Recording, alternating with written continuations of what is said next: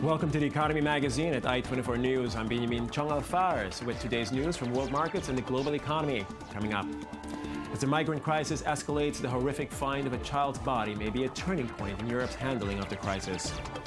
And President Obama raises climate change in Alaska ahead of the Paris summit. Let's start with the headlines.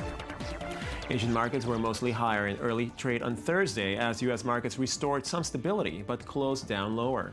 Strong performance in Japanese stocks boosted regional markets, while the Nikkei 225 rose 1.5% around midday, helped by a weaker yen. But in afternoon trade, China risk started weighing on markets again, with Hong Kong's Hang Seng closing down 1.2% and the Shanghai Stock Exchange Composite Index down 0.2%. Brent crude oil also extended losses by another 0.5% to trade to just above $50 a barrel. The IMF today urged the world's leading central banks not to raise interest rates in an effort to boost spending, while risks to global growth are again on the rise. China's slowdown, volatile financial markets, and tumbling raw material prices have once again raised the risks to economic growth worldwide, the IMF said in a report. It urged wealthy countries to continue easy money policies and growth-friendly tax and spending programs. Some emerging market countries, however, should let their currencies fall substantially to support their exporters and economic growth, the IMF said. Despite an increase in downside risks, the report did not revise the fund's economic forecasts for this year, keeping global economic growth at 3.3% this year. The State of Israel budget for 2015-2016 was approved late last night in its first reading in the Israeli parliament by a slim majority of 57 to 53. Members of parliament from the religious Shas party, whose constituency is largely poorer, supported the budget but demand 0% VAT on basic goods to vote in favor on the second reading. Finance Minister Moshe Kahlon said the budget aimed to encourage growth in Israel amid a global economic storm. He praised the addition of $1.6 billion to education, $1.5 billion to healthcare, $203,000 to welfare, and $150 million for supplementary payments to the elderly.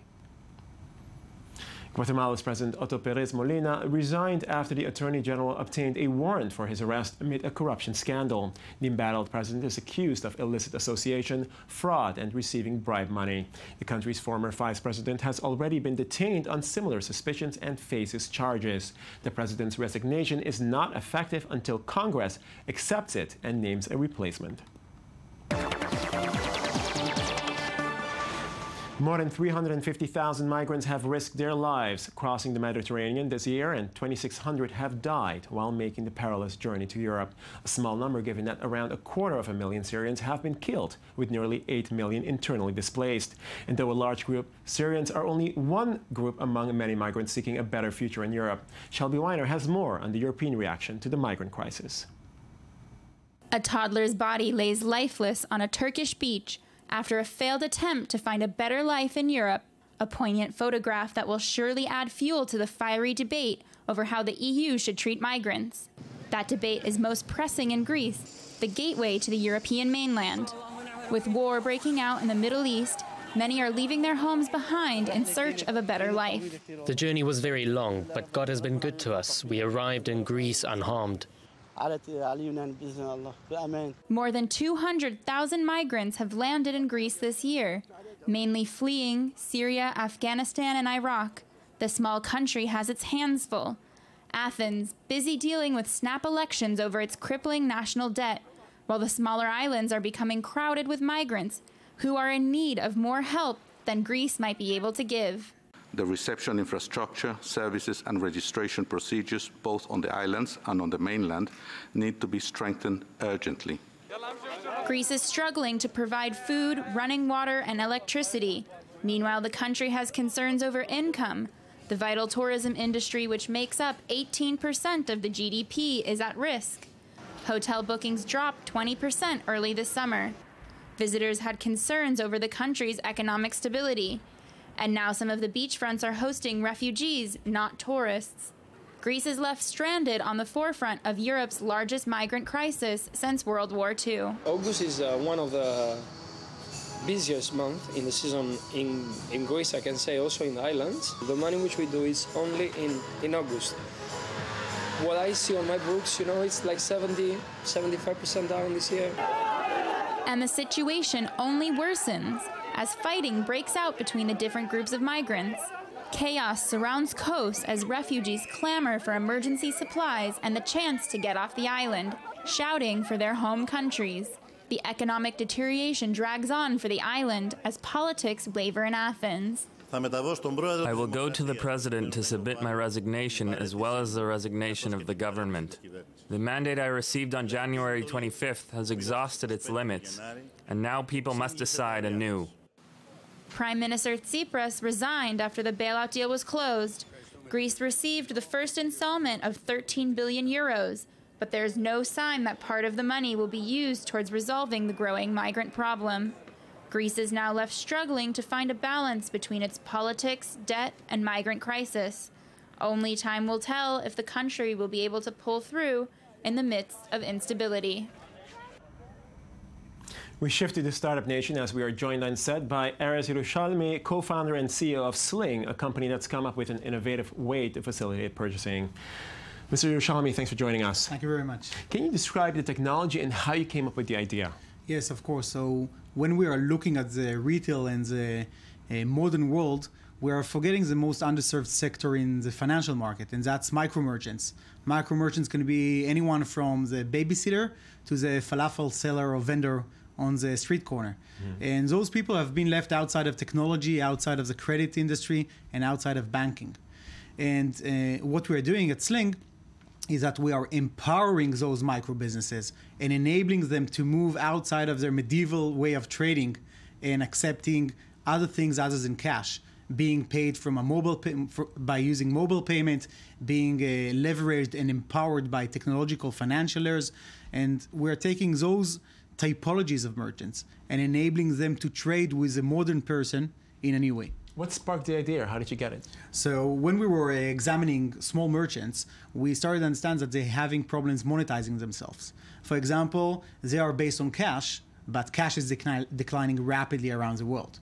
And that means that we are empowering them and providing them means to accept a payment from anyone around them, even if they don't have cash or a credit card, because those people can't accept a credit card. So what you can see now on the screen, for example, is a champion kit. The champion kit is a set of tangible elements that are worn by the micro merchant. And I'm wearing one of my bracelets here. Okay. And this bracelet enables me to accept a payment from anyone. Right. Random strangers that just passes nearby. It doesn't need to hand over a credit card. It doesn't need to have cash. It just needs to take his smartphone, scan my bracelet or my sticker, and that's it. He identifies me and pays the whole system, exactly. Honestly. Right. So, I mean, on that note, I mean, how does your company, what you do, fit into the startup nation, so to speak? Well, usually when we're talking about innovation and technology, we're talking about large businesses. We're servicing chains and modern companies and enterprises. But technology many times just jumps over the really small people. You know, the immigrants, refugees, the small people having in the flea market business. And what we're doing is taking the technology and the innovations and knowledge we have here and injecting it into the lowest sector of financial markets. Okay, and how, and I mean, what advice can you give to fellow young entrepreneurs? Wow, that's a good question. I think that the main thing is to really pinpoint an idea, a concept, a company that can really change the lives of many people, rather than try to find esoteric solutions for small problems or, you know, just for entertainment. Find and invest your time and efforts and your team in those things that can change markets, change people's lives, and really influence in big scale the world. Okay, well, Ares Yerushalmi, I hope you are very successful with your company and your venture. Thank you very much for joining us. Thank you very much. President Barack Obama stared down a melting glacier in Alaska on Tuesday in a dramatic move aimed at sounding the alarm on climate change ahead of the Paris summit. But as the global economy continues to be highly dependent on fossil fuels, the main wrongdoer in global warming, the battle is far from over.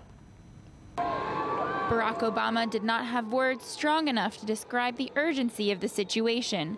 In a speech in northern Alaska, the U.S. president was in upheaval over the climate change.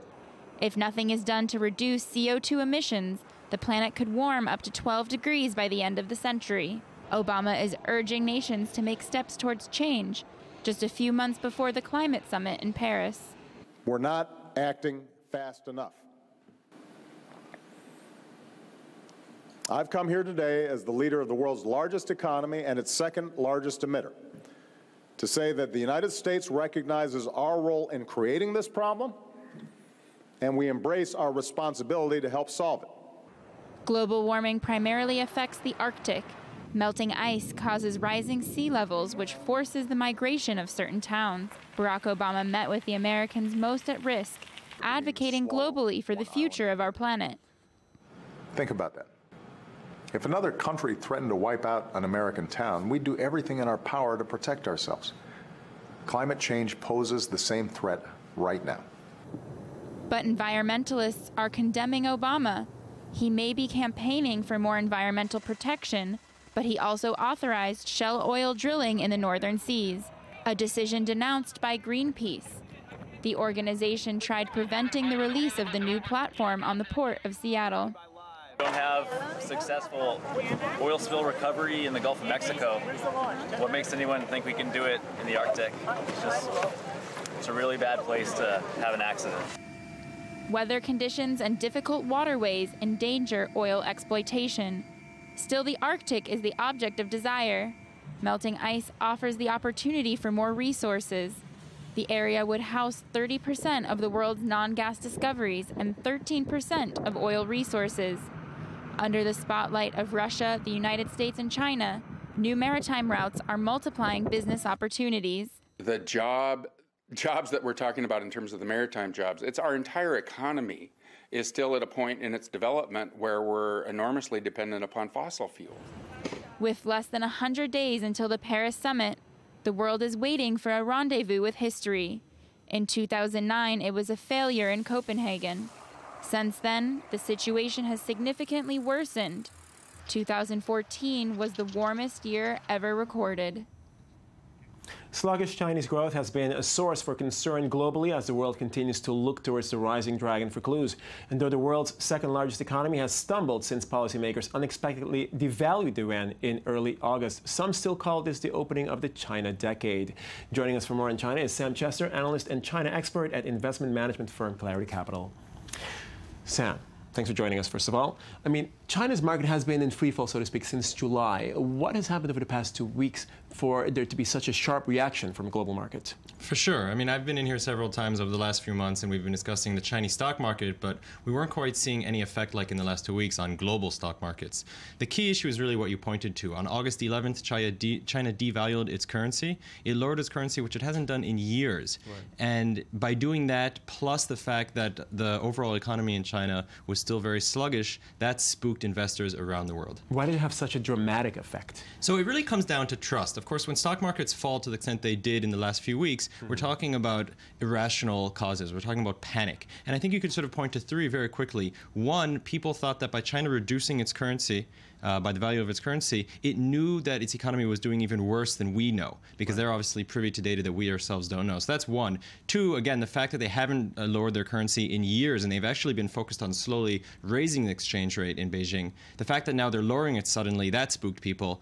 And the third one, of course, is that the decision was done very, very poorly. I mean, Beijing tries to exude an air of competence, which obviously markets around the world react to very positively, and in this case, they did the very opposite. Right. Now, I mean, how much is China's economy really slowing down? Does anyone know?